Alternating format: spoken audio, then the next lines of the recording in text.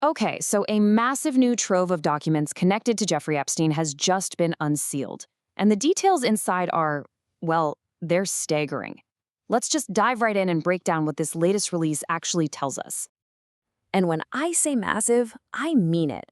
We are talking about a truly mind-boggling amount of information. The US Justice Department has just dropped over 3 million pages of documents. And that's on top of more than 2,000 videos and 180,000 images. It's just an avalanche of data. So what's hiding inside this mountain of files? Well, that's what we're here to figure out. In this explainer, we're going to walk you through some of the key revelations. Everything from new evidence involving the royal family to the incredibly powerful network Epstein somehow managed to maintain long after his first conviction. So, first things first, a little bit of context. You might be wondering why this enormous data dump all of a sudden. Well, it's the result of a recent US law that basically mandated the full public disclosure of all files related to the Epstein case. And this new release is such a big deal because, as you probably remember, previous drafts were just covered in black ink. They were heavily redacted, and that led to so much frustration and, of course, a ton of speculation about what or who was being protected. These new files, well, they promised a lot more transparency. All right, let's get into the names. We're going to turn to the first major figure highlighted in these new files. A pretty significant chunk of this new material focuses on Andrew Mountbatten Windsor, who, it's important to note, has consistently and firmly denied any wrongdoing in connection with Epstein. So here's a quick rundown of what's new. The files have these undated photos of Andrew crouched over a woman. Now, to be clear, the images don't really provide any context or proof of wrongdoing on their own. But what's more concrete are these email exchanges between Epstein and an account called The Duke. And on top of that, you've got messages between Ghislaine Maxwell and an account called The Invisible Man, which is an alias that investigators have linked to Andrew through a whole web of other evidence. Now, this is where it gets really interesting. Check out this email exchange from August 2010. Epstein reaches out to the Duke, and he starts with this simple but kind of loaded offer to introduce him to a friend for dinner. The reply comes back immediately. It's enthusiastic. The Duke accepts without any hesitation, and then asks this question: will she be bringing a message from you? That little line suggests a real level of trust and, a pre-existing understanding between these two. Epstein then gives a description: a 26-year-old Russian woman. He calls her clever, beautiful, and trustworthy. I mean, this just shows you the nature of their communication. It's incredibly direct, almost transactional. And here is the absolute crucial piece of context. The Duke asks Epstein, good to be free. Why?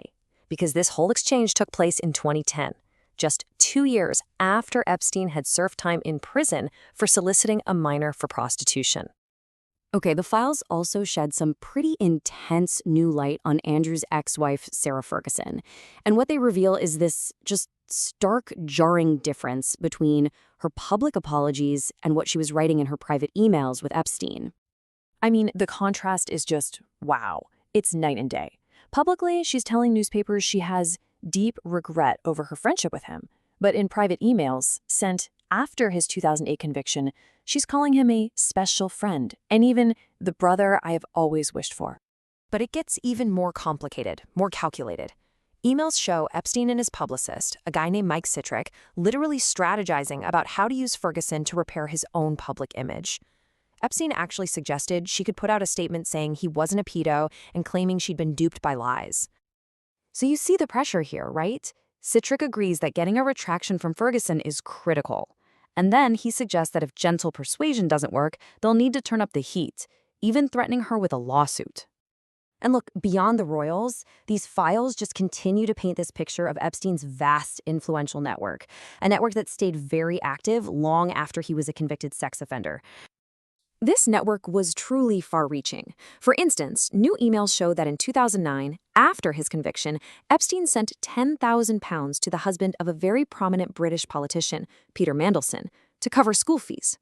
That kind of financial link to a key political player, post-conviction, just shows how he held on to his influence. And then there's Elon Musk. An email from 2012 shows him asking Epstein about the wildest party on his private island. Now, the context here is absolutely crucial. Musk has always publicly stated that he refused all invitations to the island. This email doesn't prove he ever went, but it certainly confirms a direct line of communication existed, and it definitely raises some new questions. So with all this new information pouring out, the focus naturally starts to shift. It shifts to the impact on the survivors and, of course, to the huge question of what on earth comes next. And in response to this latest release, a group of Epstein survivors put out an incredibly powerful joint statement, making it absolutely clear that for them, this is nowhere near over. Their statement reads, "This is not over. We will not stop until the truth is fully revealed and every perpetrator is finally held accountable." It's just such a stark and necessary reminder of the human cost at the very center of this story, and of their ongoing fight for justice. And that leaves all of us with the big central question, right? This whole release was framed as a major step toward transparency.